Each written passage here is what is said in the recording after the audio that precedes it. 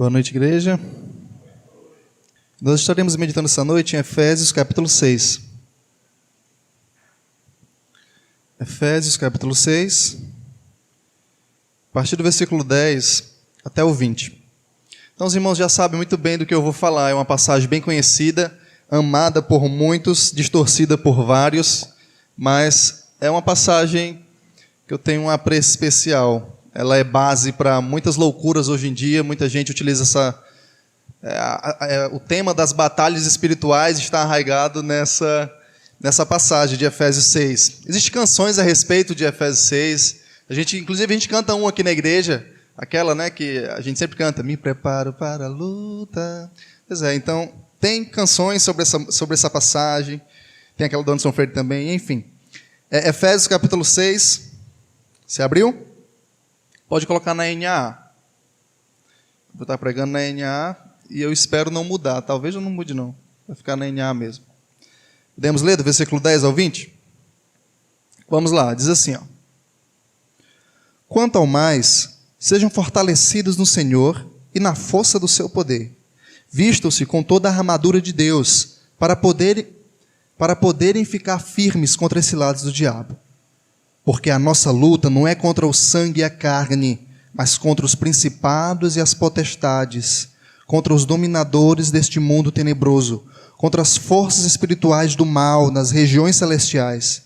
Por isso, peguem toda a armadura de Deus, para que vocês possam resistir o dia mau, e depois de terem vencido tudo, permanecer inabaláveis. Portanto, fiquem firmes, cingindo-se com a verdade, e vestindo a couraça da justiça. Tenham os pés calçados com a preparação do evangelho da paz, segurando sempre o escudo da fé, com a qual poderão apagar os dardos inflamados do maligno. Usem também o capacete da salvação e a espada do Espírito, que é a palavra de Deus. Orem em todo o tempo no Espírito, com todo tipo de oração e súplica, e para isso vigiem com toda perseverança e súplica por todos os santos. Orem também por mim, para que no abrir da minha boca me seja dada a palavra, para com ousadia tornar conhecido o ministério do Evangelho, pela qual sou embaixador em cadeias, para que em Cristo eu seja ousado para falar, como me compraz fazer. Irmãos, vocês viram uma exposição que eu fiz no primeiro capítulo dessa epístola. Então, a introdução geral, histórica, se vocês quiserem saber, você pode ver o sermão ou qualquer bíblia de estudo, ela traz um panorama interessante sobre a história da carta, sobre quem escreveu. Então, os irmãos já estão bem familiarizados com essas informações. Mas esse texto ao qual nós lemos, como eu disse no início, ele é utilizado para defender loucuras hoje em dia. Esse é o texto utilizado para a batalha espiritual. É verdade, existe uma batalha espiritual, existe realmente forças malignas das trevas que vivem por aqui sondando, querendo nos derrubar, nos tragar, nos matar, nos destruir? Será que existe mesmo? Ou será que é exagero, muito exagero das pessoas quanto a esse assunto? E hoje esse assunto tem sido muito distorcido. E eu quero fazer 3 considerações iniciais antes de entrarmos no nosso texto. Primeiro, aqui existem aqueles que negam essa realidade da batalha espiritual. Existem aqueles que minimizam o assunto e dizem, não é bem assim. Eles minimizam a expressão, a ação maligna de maneira mais visível. Eles dizem, não é bem assim, acabam diminuindo. Inclusive, tem cristãos e teólogos, professores, que nem acreditam que o diabo existe, acreditam em Deus, mas não acreditam que o diabo existe. Historiadores, teólogos, cristãos, que não acreditam que o diabo existe nas academias. Eles dizem que o diabo é apenas um mito criado para impor medo nas pessoas. Então, existe um lado que minimiza essa ideia, essa questão da batalha espiritual. Por outro lado, existe também aqueles que só falam disso, não falam de outra coisa. Como diz o Augusto Nicodemos, se o diabo sumisse, desaparecesse, a maioria desses pastores perderiam seus empregos, porque eles não falam de outra coisa a não ser do diabo. Existe culto disso, culto daquilo, existe todo culto existe possessão demoníaca. Então alguma coisa errada tem nessas igrejas onde todo culto existe expulsão de demônios, O diabo tem liberdade para se manifestar à vontade numa igreja dessa natureza. Então alguma coisa errada tem. Então, existem aqueles que negam essa realidade ou minimizam essa realidade. Por outro lado, existem aqueles que só falam disso. só falam desse assunto e ganham muito dinheiro com isso. Vendem óleo ungido, vendem pá ungida, vendem vassoura ungida, vendem travesseiro ungido, vendem tudo ungido. O que eles puderem ungir para que você compre, eles farão, tá bom? Então existe esse lado aí dessa galera. E eu quero chamar você para o meio termo, o equilíbrio. Quero chamar a sua atenção para a realidade disso. Existe realmente uma batalha espiritual. Existem sim forças demoníacas querendo nos assolar, nos atormentar. Existe sim. Então eu quero chamar a sua atenção para isso. Existem aquelas manifestações do diabo de maneira mais concreta. A gente vê isso na Bíblia, por exemplo. Quando Cristo vai chegando numa determinada cidade, fica muito evidente a ação demoníaca, porque um endemoniado de Gadara, ele sai com a força de vários homens. Ninguém conseguia conter aquele homem. Era muito evidente que ele estava possesso, estava endemoniado. Por outro lado, também tem aquelas manifestações demoníacas mais sutis. Por exemplo, quando Jesus fala a respeito de que é necessário ele morrer na cruz, o que é que Pedro diz? Não, Senhor, Deus me livre o Senhor morrer na cruz. E Jesus diz o que para ele? Para trás, Satanás. E diz que Pedro ali, o diabo está se manifestando ali nas palavras de Pedro. Então o diabo ele se manifesta de maneira sutil, mas também de maneira muito evidente e concreta. Eu quero que você tenha isso em mente. Vamos para o nosso texto? Versículo 10.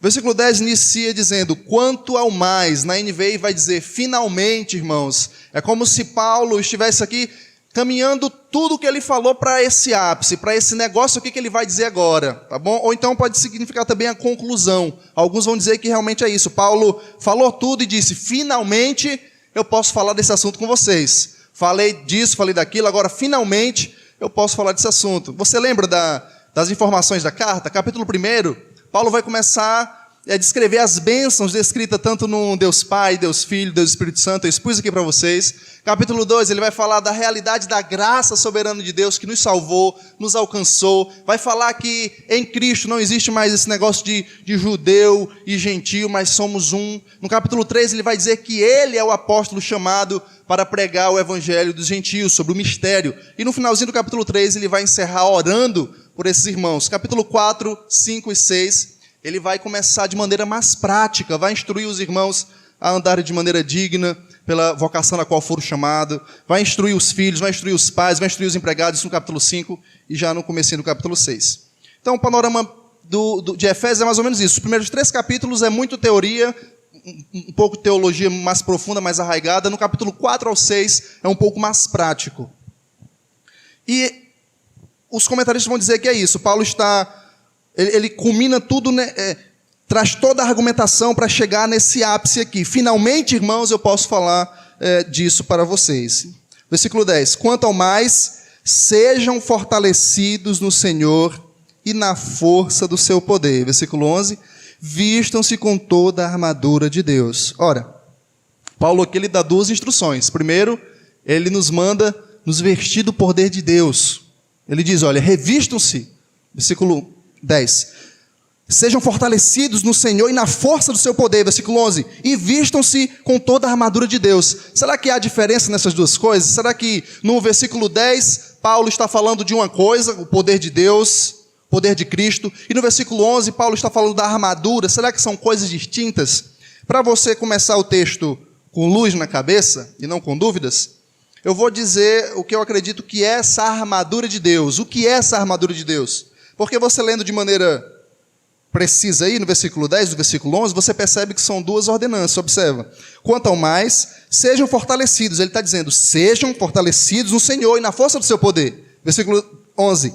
Vistam-se com toda a armadura de Deus para poderem ficar firmes. Então parece que ele está dando 2 ordenanças, mas na verdade é a mesma coisa. Muita gente olha para essa descrição que Paulo vai dar aqui da armadura de Deus e acredita que a armadura de Deus é você falar a verdade, porque vai dizer, né? Vai falar sobre a verdade, vai falar sobre a justiça. Então alguns acreditam que é mais na questão moral. Se você fala a verdade, se você é uma pessoa justa, então o diabo não vai poder lhe acusar, o diabo não vai poder lhe tocar, o diabo não vai poder cercar a sua vida. Muita gente interpreta a armadura do cristão, a armadura de Deus, dessa forma, como atos bons e morais, como atos éticos. Só que eu vejo isso aqui de maneira diferente. Eu não acho que esses atos que serão descritos, esses 6, que a gente vai ver mais na frente, são coisas morais relacionadas a nós. Eu creio que o versículo 11 e o versículo 10 estão intimamente ligados. Eu creio que quando Paulo diz assim, sejam fortalecidos no Senhor e na força do seu poder, é a mesma coisa de armadura de Deus. É a mesma coisa. Não tem como você interpretar o restante dessa passagem sem colocar a luz com o versículo 10. Não tem. Se você talvez fizer isso, você vai cair em alguns erros de interpretação bíblica.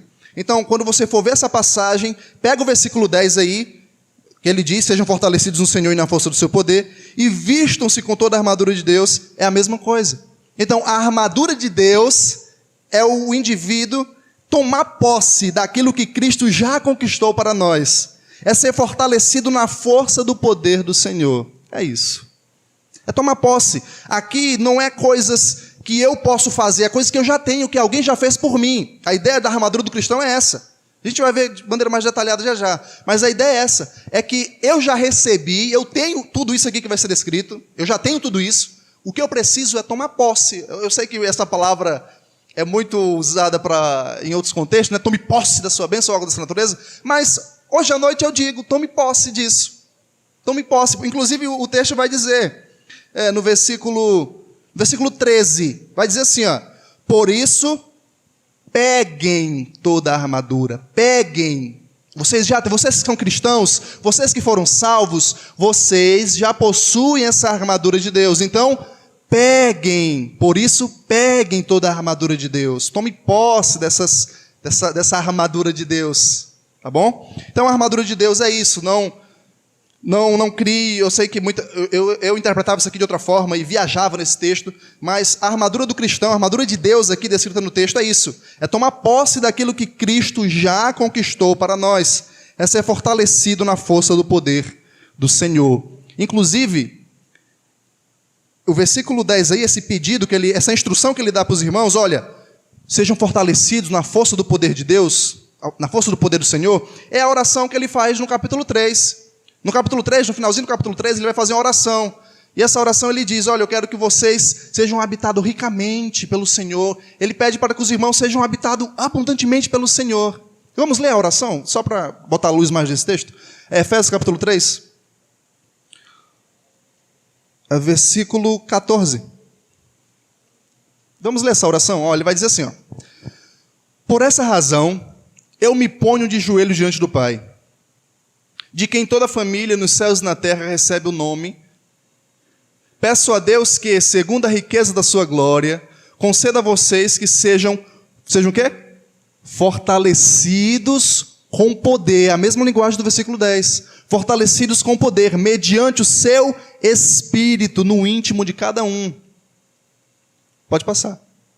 E assim, pela fé que Cristo habite no coração de vocês, estando vocês enraizados e alicerçados em amor.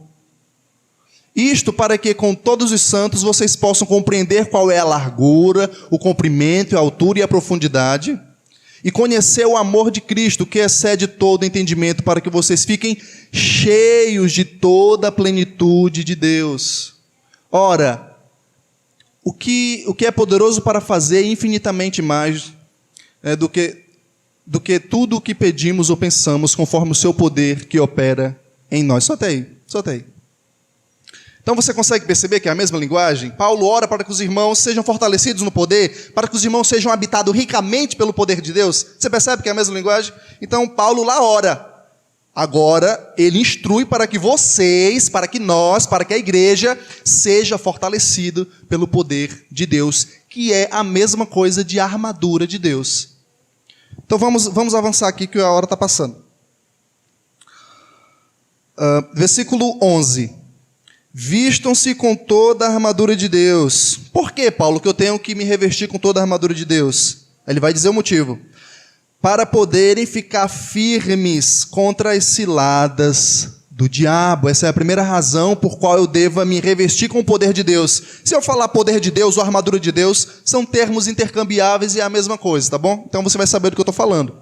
Por que eu devo me revestir da armadura de Deus? Por que eu devo me revestir do poder de Deus? E ele vai dizer, para que vocês possam resistir, para que vocês possam ficar firmes contra as ciladas do diabo, porque nós temos um inimigo sagaz. E como nós temos um inimigo sagaz? Agora, é claro que você não vai ter uma presunção de achar que o diabo vai vir pessoalmente lhe tentar, né? O diabo mesmo, o diabo vai vir lhe tentar. Ele vai mandar um secretário, um agente lá menor dele para nos tentar, para não nos fazer cair em tentação, algo dessa natureza. O diabo vai estar tentando gente, acredito que com maior relevância no mundo, o Paul Washer, talvez, o John MacArthur, o Rômulo Monteiro. Então ele vai estar tentando essa galera aí. Mas ele vai mandar um demônio de segunda classe, mas que pode nos destruir também, tá bom? Então, o primeiro motivo por qual Paulo manda nós nos revestirmos da armadura de Deus é porque nós temos um inimigo sagaz, ardiloso, tenebroso,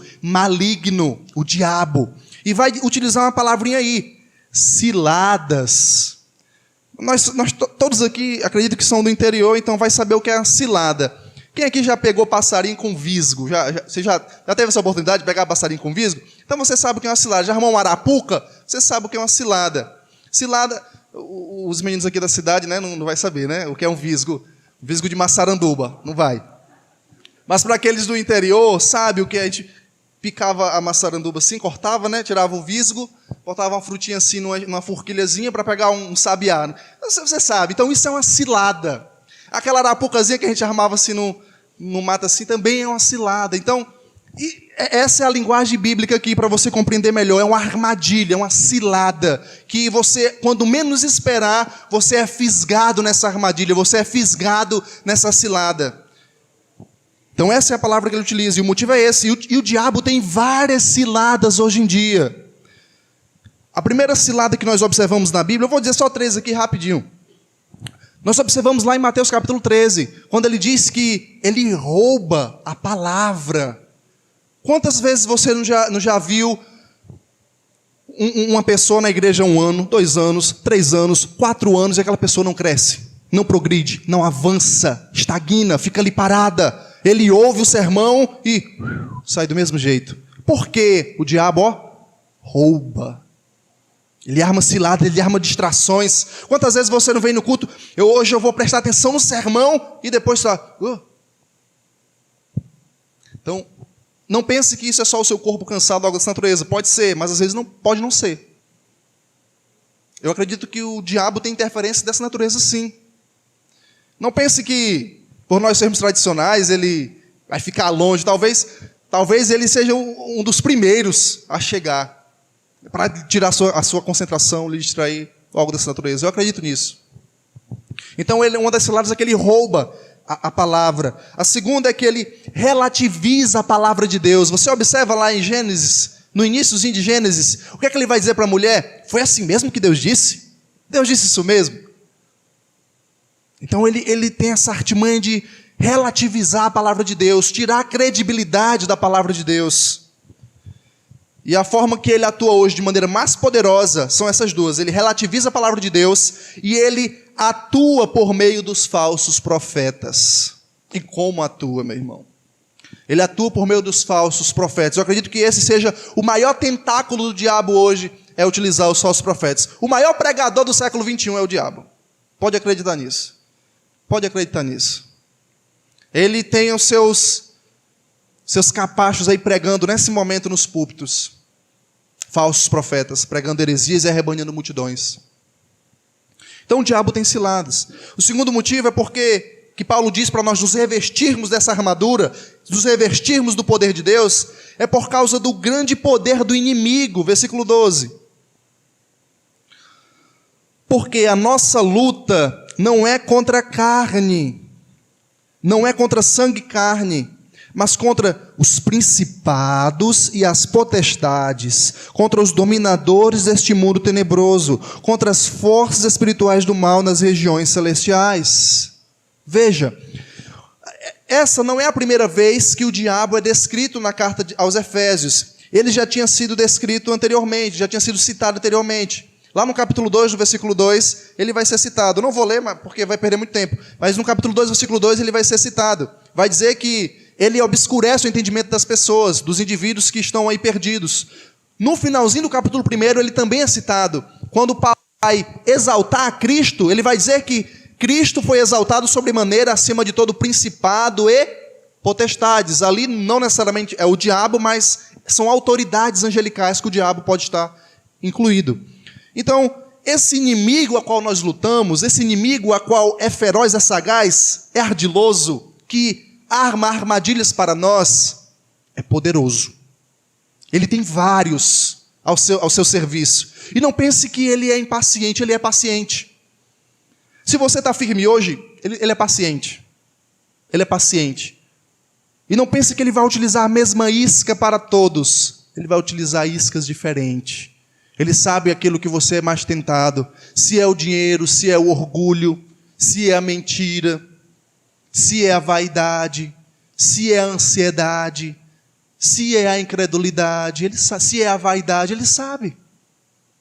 E ele vai lhe tentar com isso. Pode ter certeza.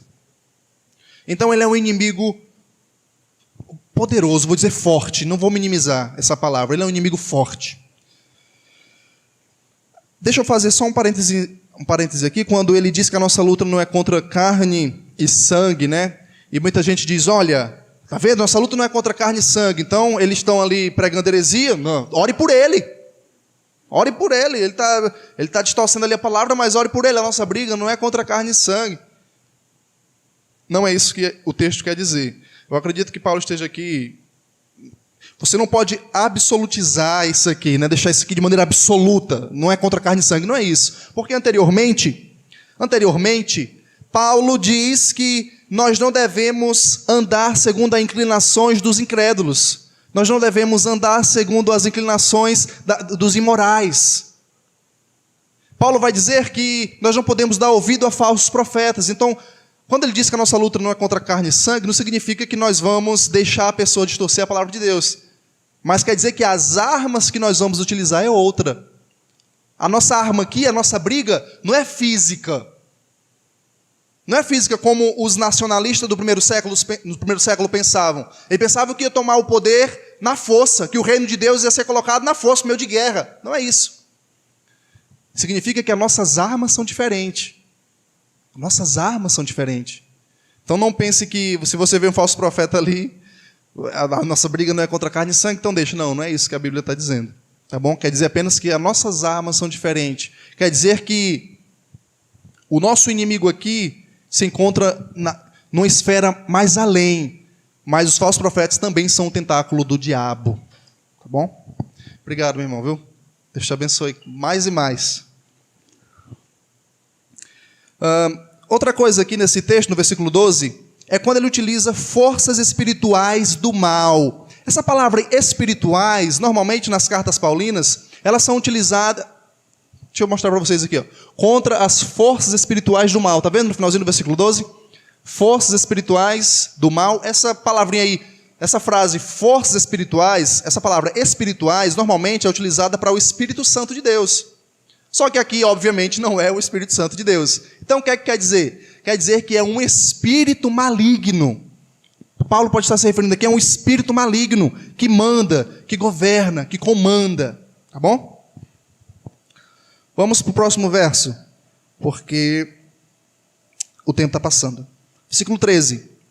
Por isso, outro motivo, ele vai dizer, ó, primeiro motivo é porque o diabo é o nosso inimigo. Segundo, porque ele tem uma corja de indivíduos ao seu dispor. É forte o inimigo. E o terceiro motivo, ele vai dar no versículo 13. Por isso, peguem toda a armadura de Deus, para que vocês possam resistir o dia mau. E depois de terem vencido tudo, permanecer inabaláveis. Qual o motivo aí? Para que vocês possam resistir o dia mau. Efésios, capítulo 5, no versículo 16, Paulo vai dizer para que nós venhamos a remir o nosso tempo, porque os dias são o quê? Maus. Mas aqui ele vai dizer que vocês têm que se revestir do poder de Deus, se revestir da armadura de Deus, para resistir o dia mau. Olha, se Paulo diz que todos os dias são maus, e tem um dia que é mais mau do que o dia mau, tem. Tem um dia mais mau do que o dia mau. É aquele dia onde o diabo decide. Você diz assim, ó, o diabo não veio e mandou o secretário. Não, o diabo veio mesmo, com a sua corja. Você sofre tentação de tudo que é lado. Você sofre pressão de tudo que é lado. Você olha e diz assim, meu Deus, alguma coisa está acontecendo que não é normal. Nada está dando certo. Só está tirando a minha paz. Eu estou numa prova terrível. É o dia mau. E é aí onde você vai ser testado. É aí onde você vai ser testado. Você pode citar vários dias maus aí que você já teve. Eu posso citar dias maus. Então o dia mau é aquele dia onde o diabo decide nos vir com força contra nós. Esse é o dia mau. E Paulo vai dizer que nós devemos nos revestir do poder de Deus, nos revestir da armadura de Deus, para resistir ao dia mau, para permanecer firme no dia mau. Depois que passou o dia mau, passou tudo, nós estamos ali, inabaláveis, firmes, com os pés fincados lá. Não graças a nós, mas graças a Cristo, pelo seu poder que Ele nos concede, pela sua bondade e misericórdia, graça e compaixão. Nós permanecemos firmes e inabaláveis. Isso aqui é interessante, porque hoje nos movimentos de libertação, nos movimentos de batalha espiritual, o que é que eles acreditam? Eu acredito que até o Augusto Nicodemos tem um livro sobre isso, não tem? Batalha espiritual? Tem algo nessa pegada aí, mas o Augusto Nicodemos ele tem um material muito bom no YouTube sobre esse assunto, batalha espiritual. Algumas palestras dele muito boas. Se eu não me engano, ele tem um livro sobre isso, não lembro bem. Mas, hoje em dia, como é que é esse movimento da batalha espiritual? Eles acreditam que existe um demônio territorial, por exemplo, existe aqui um demônio no centro de Cascavel. Se eu quero evangelizar aqui no centro de Cascavel, eu tenho que identificar onde é que esse demônio fica, onde é que esse demônio está alojado, para que eu possa ir lá e fazer batalha espiritual com esse demônio e expulsá-lo no nome de Jesus. É isso que o movimento de batalha espiritual acredita. E não pense que é coisa estranha, porque isso no meu tempo era muito normal. Quando eu fazia parte desse movimento, para mim isso era muito normal. Eu lembro que a gente, lembro que a gente ia orar numa mata para expulsar os demônios da mata.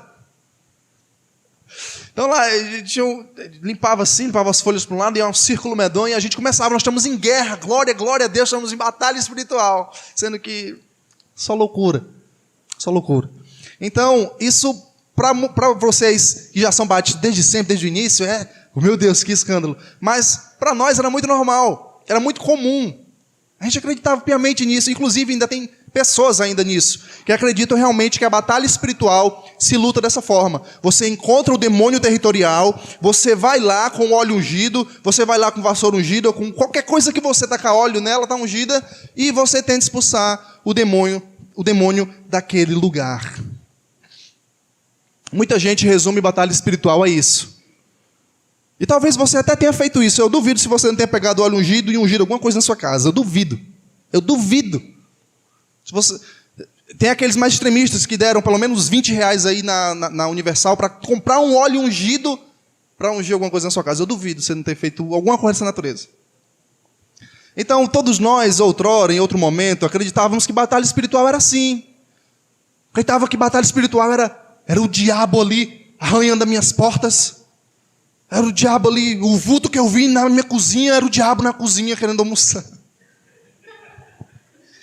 Então, eu lembro que quando eu era neopentecostal, eu queimei todos os meus bonecos, porque um pastor disse que meus bonecos estavam tudo possuídos pelo demônio. Então, no movimento neopentecostal, muita loucura que a gente vê. No neopentecostalismo. Muita loucura. Eu lembro que eu fiquei sem nenhum boneco, sem nenhum brinquedo. Porque o diabo ele estava ali possuindo meus demônios. Ou os meus bonecos. Os meus bonecos. Está repreendido.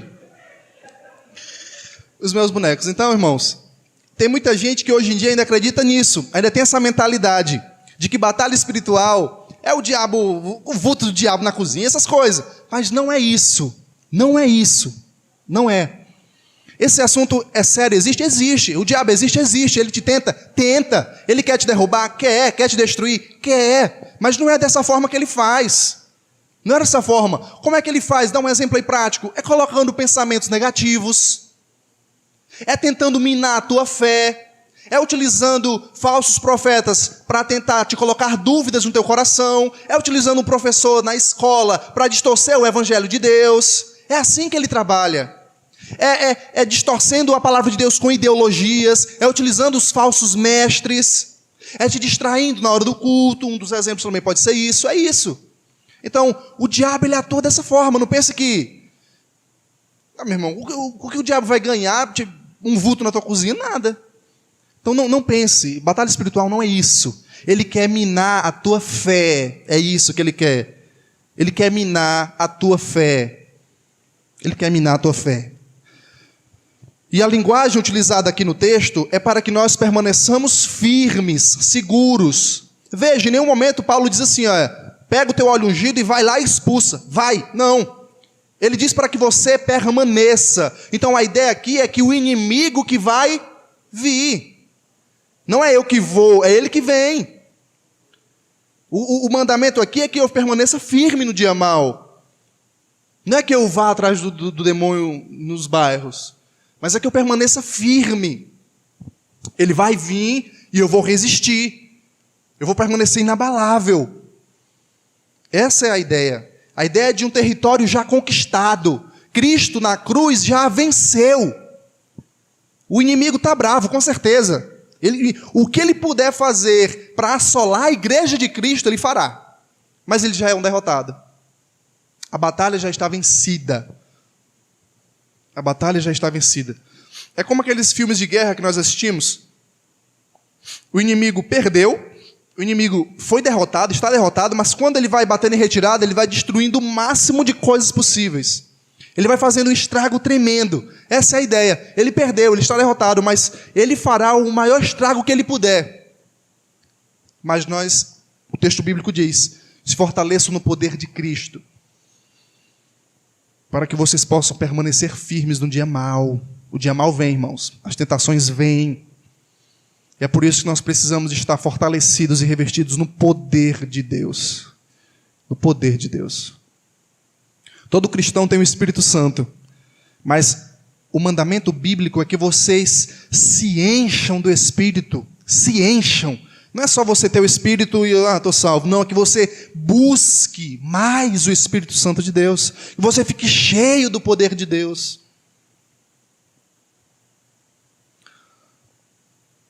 Então, basicamente é isso. Agora nós vamos entrar na armadura de Deus. Vamos para o versículo 14.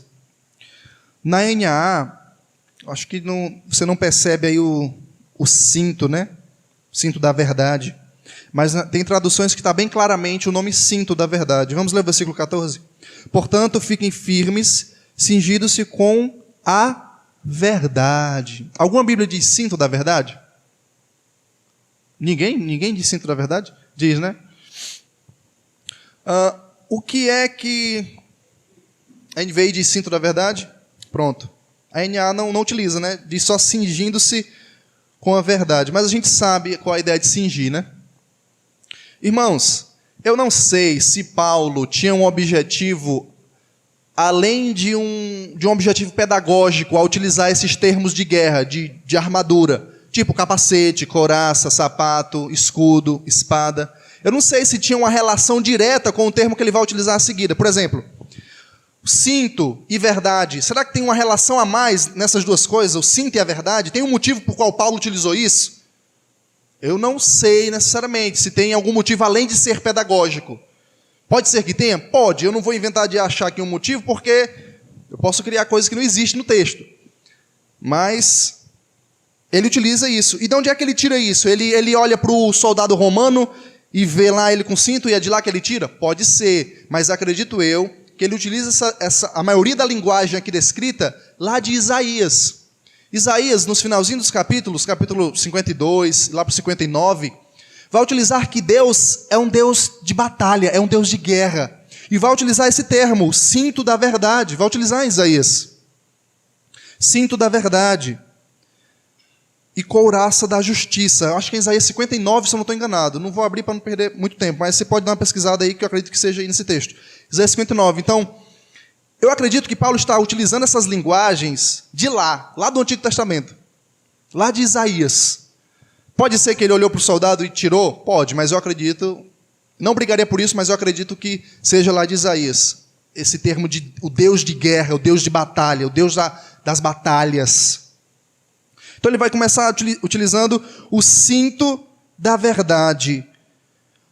O cinto, os irmãos sabem muito bem o que é. Não pense que é só esse cinto aqui para segurar a roupa do soldado. O cinto, no que ele está falando aqui, era um cinto bem largo, bem grosso. E o cinto tinha o objetivo de proteger o abdômen também contra flechas, espadadas ou algo dessa natureza. O cinto não tinha o objetivo só de proteger, só de segurar a roupa do soldado. Ele tinha o objetivo de encaixar as demais armas e também proteger o abdômen do soldado. Tem alguma relação com a verdade? Pode ser que tenha. Essa verdade aqui não é o fato de que se você falar a verdade, o diabo não vai lhe tentar. Não é uma questão somente moral. Essa verdade aqui, eu acredito que seja o que Cristo já conquistou para nós. É a mesma verdade que João vai dizer que promove a unidade. É a mesma verdade que promove o amor. Eu trouxe um sermão desse em João. Essa é a mesma verdade, não é uma questão meramente moral, porque essa armadura é um revestimento do poder de Deus. Não é algo meu, é algo de Deus. É eu tomar posse, lembra disso? É eu tomar posse daquilo que Cristo já conquistou para mim.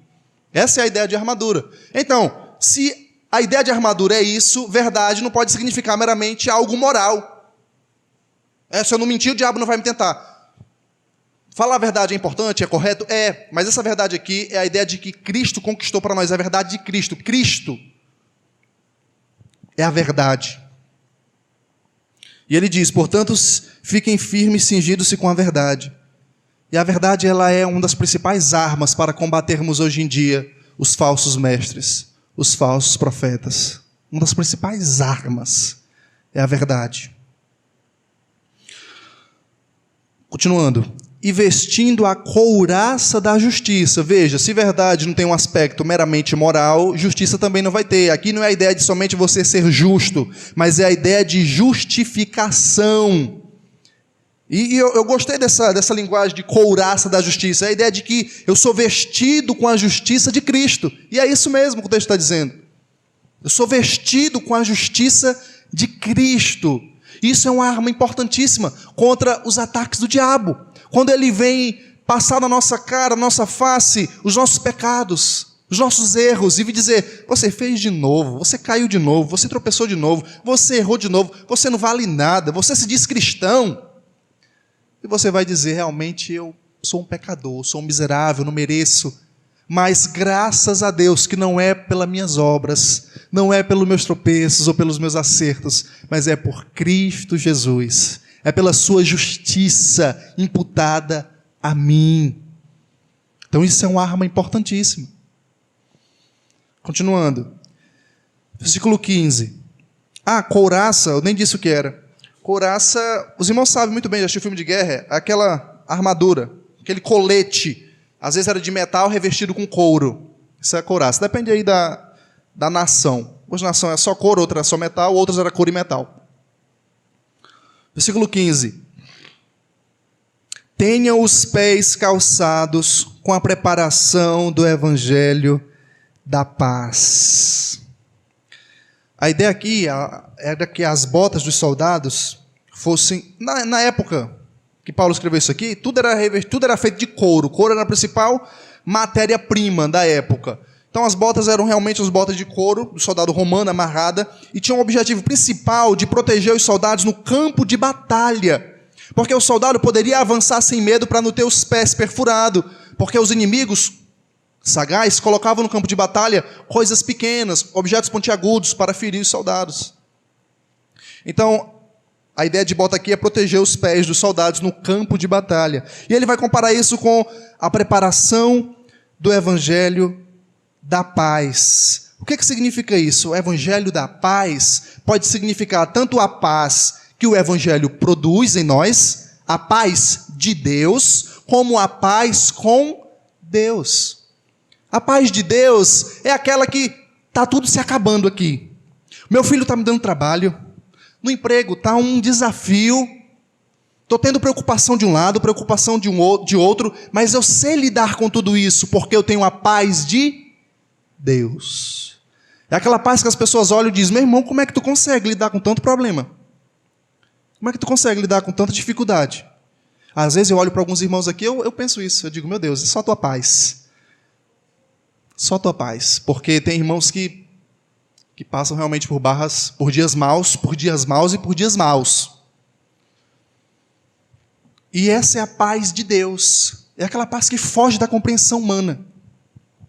E a paz com Deus é aquela paz que nós temos, nós somos reconciliados com Deus. Aqueles que não foram ainda são inimigos de Deus. Essa é a linguagem.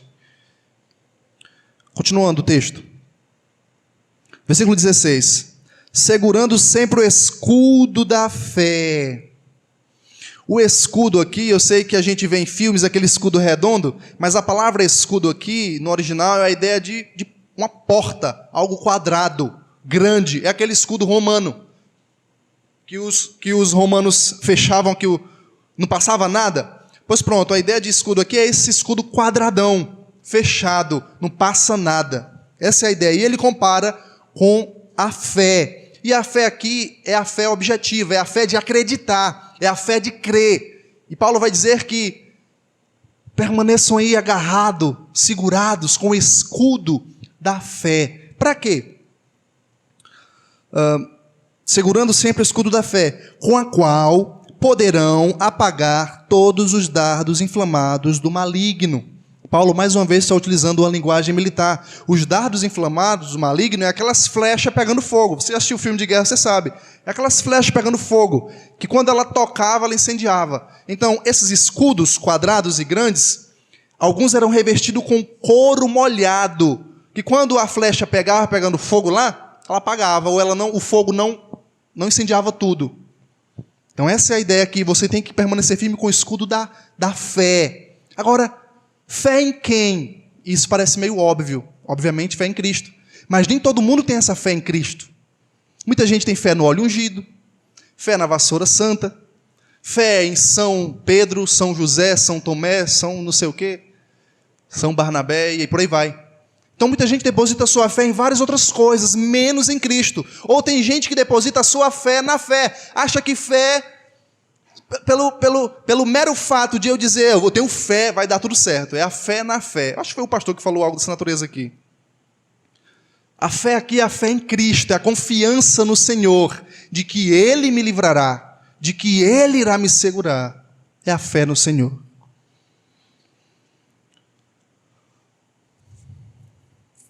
Continuando. Versículo 17, né? Usem também o capacete da salvação. O capacete, os irmãos bem sabem o que é um capacete, era feito com metal.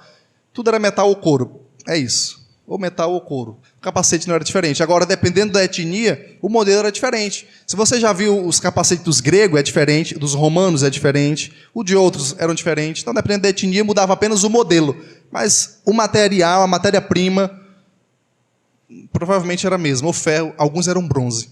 Mas era basicamente isso. E, obviamente, aqui ele diz que é o capacete da salvação. O que é que eu acredito que seja isso aqui? Veja, não pode ser nada relacionado somente à nossa moralidade, à nossa bondade, ou algo que nós façamos. Isso aqui é algo que alguém conquistou para nós e nós precisamos tomar posse. Você tem que interpretar esse texto sempre dessa forma. Essa armadura é o que alguém conquistou para nós e nós somente temos que tomar posse. Essa salvação pode ser a salvação, obviamente, mas eu acredito que é a certeza da salvação. É a convicção de ser salvo. Alguém que é salvo e tem a certeza da sua salvação é alguém que trabalha.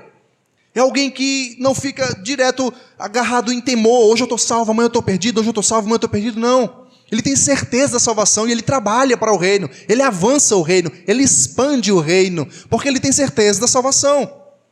E muitas coisas podem nos fazer duvidar da salvação. Primeiro, pecados impenitentes, pecados que eu não confesso, pecados que eu não abandono, pode me fazer duvidar da minha salvação. E eu chego e digo, meu Deus, será que eu sou salvo? Eu pratiquei isso de novo. Pode ser. Quem nunca entrou em dúvida por causa disso? Outra coisa que pode nos fazer duvidar da salvação são doutrinas erradas. Doutrina de perda de salvação, algo dessa natureza. Pode nos fazer duvidar, meu Deus, será que eu sou salvo? Eu estou perdido, amanhã eu estou salvo, eu estou perdido. Outro motivo são as dúvidas infligidas pelo diabo. O diabo coloca dúvida na nossa mente. Não pense que não, que ele coloca.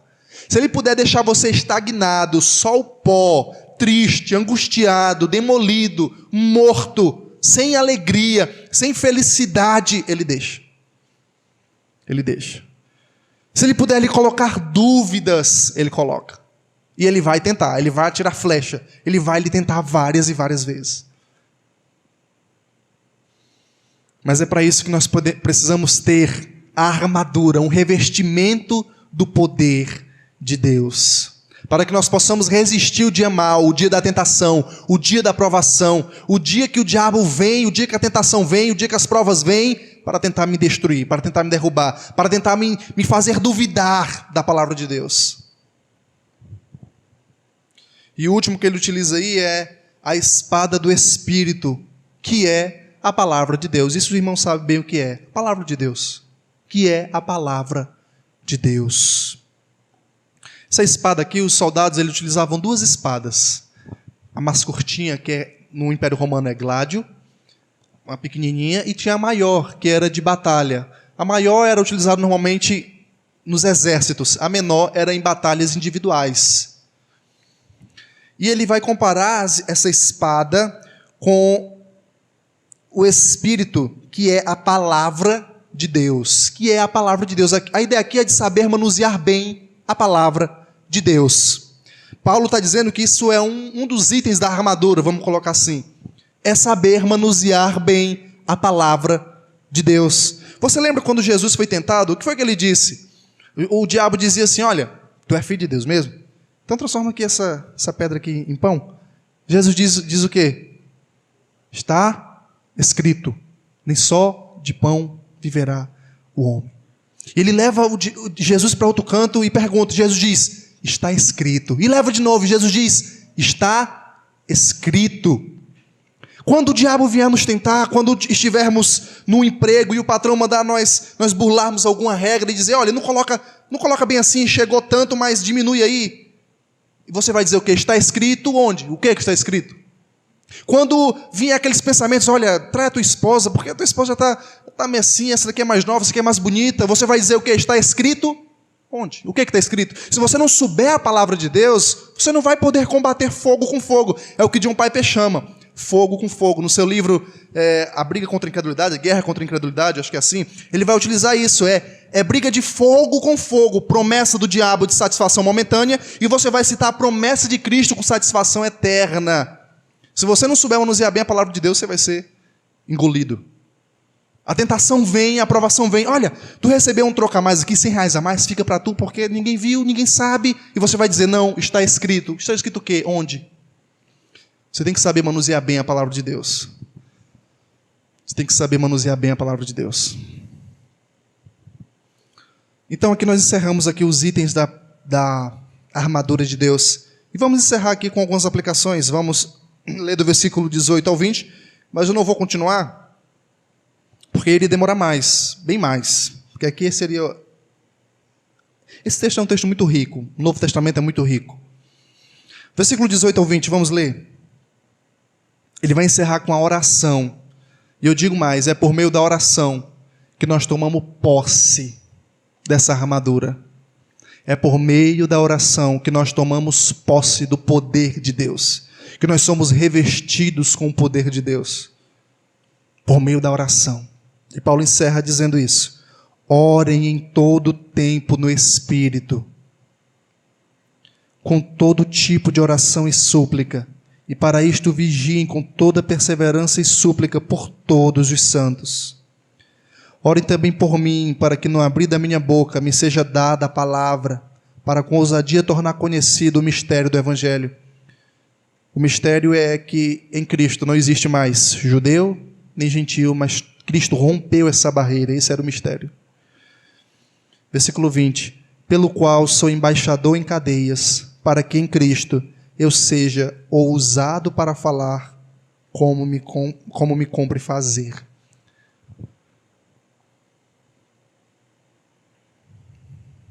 A oração é a forma que você toma posse da armadura de Deus. Vamos para algumas aplicações aqui. Primeiro, essa batalha espiritual, ela é real. Existem seres com o intuito realmente de desviar-nos da fé, de nos infligir dúvidas e de nos tentar. Existe. Não minimize, não ignore. Eu sei que nós somos reformados, somos batistas, somos tradicionais, estudamos teologias, gostamos de ler, gostamos da palavra de Deus, mas não minimize esse assunto. Não minimize, não descarte, não coloque em segundo lugar, porque existe sim batalha espiritual. Não é da forma que a galera descreve aí, de demônio territorial dessa natureza. Não. Mas existe, o diabo quer te destruir sim. O diabo quer ficar ali, te colocar em tentação, te fazer cair em tentação, cair em erros morais, escandalizar o nome de Cristo, trazer desordem na igreja, desunião, fofoca, tudo isso ele atua. Ele atua. Causa discórdia, intriga, briga. Então, essa batalha espiritual é real. Não descarte isso, não diminua isso. Existe realmente. Essa é a primeira aplicação. Segundo, essa daqui é interessante. O diabo não está primariamente querendo atingir sua saúde, seus bens ou algo dessa natureza. Seu objetivo é fazer tudo para lhe afastar da fé, inclusive lhe deixar saudável e próspero. O quê? Não pense que primariamente o diabo quer tirar a tua saúde. Eu estou doente, o diabo me infligiu uma seta. Não pense. Pode ser, pode, mas não pense que primariamente o diabo vai frisar isso. É possível ele te deixar bonito, saudável e rico para que você se afaste da fé. Se isso fizer você se distanciar da fé, é possível ele fazer isso. Então, primariamente, o diabo não está preocupado com a tua saúde, ou o espírito do devorador tocou no meu salário. Não. Pelo contrário, talvez ele te dê mais para que você esbanje e faça loucuras. O objetivo dele é te desviar da fé. Então não pense que fulano está sendo abençoado. Por quem? Ele está mais próximo de Deus? Tá? Tem que ver isso aí. Porque a galera hoje acha que tudo é o demônio, tudo é o diabo tocou nas minhas finanças, o diabo repreende o espírito devorador, repreende o espírito da seta maligna, da dor de cabeça, sai diabo. Eu tinha um pastor que ele dizia que quando você sente dor nas costas, pode ser o diabo pendurado nas suas costas. Tem pessoas aí que tem uns 7 nas costas, né? Que vivem com dor nas costas. Então não pense que o diabo está primariamente preocupado com isso, com a sua saúde, com as suas riquezas. Não. Quem foi que disse assim, todas essas coisas eu te darei se tu me adorar? Quem foi que disse? Foi Deus? Foi o diabo. Então esse negócio aí que essas igrejas pregam, o devorador, ou isso, aquilo, se isso te afasta de Deus, provavelmente ele faz, se Deus deixar. Ele te enriquece ou ele tira a tua riqueza, depende. Se te afasta de Deus, se te afasta, ele faz. Esse é o objetivo dele. Terceiro, com a nossa própria força, não dá para vencer. Não dá. Não dá para vencer. Por isso a armadura é um revestimento de Cristo e da força do seu poder. Esse poder é exterior a nós, é externo, não. Esse poder não emana de nós mesmos. Esse poder emana de Deus. Esse poder é Cristo Jesus revestindo o seu povo. É Cristo capacitando o seu povo. É Cristo segurando o seu povo. Com nossa própria força não nos manteremos firmes. Você vai cair, você vai tropeçar. Você vai cair miseravelmente. Miserável, como é a palavrinha? Miseravelmente, né? O diabo querendo enrolar minha língua aqui, mas está repreendido em nome de Jesus. Então, com nossa própria força, nós não conseguimos. Com a força do nosso braço, nós não vamos longe. E por último, oremos sem cessar, porque é o que Paulo diz. Paulo diz, olha, orem com toda intercessão, com toda súplica, orem por mim, para que no abrir e no fechar da minha boca me seja dada a palavra, porque Cristo me confiou esse ministério de pregar o evangelho. Orem por mim. A oração é a coisa, é o negócio no qual nós podemos pegar essas bênçãos, podemos pegar essa armadura, podemos ser revestidos com o poder de Deus. Quando Cristo foi aos céus, o que é que os discípulos foram fazer? Foram orar, meu filho. Foram orar. E ficaram orando, para que o Espírito viesse. Quando, lá em Atos 6, está tendo confusão por causa das mesas lá, tem que levantar diáconos. O que é que os apóstolos dizem? Olha, nós temos que dedicar a pregação da palavra e a oração. Oração. Quando João ia subindo lá para o templo, o que é que ele ia fazer? Ele ia orar. Quando Jesus saía sozinho, no meio do nada, no deserto, o que é que ele ia fazer? Orar. Antes de escolher os 12, o que é que Jesus fez? Orou. E Cristo é Deus. E orou. Então encerro com isso. Orem sem cessar, para que nós sejamos mudados enquanto oramos. Vamos a Deus em oração.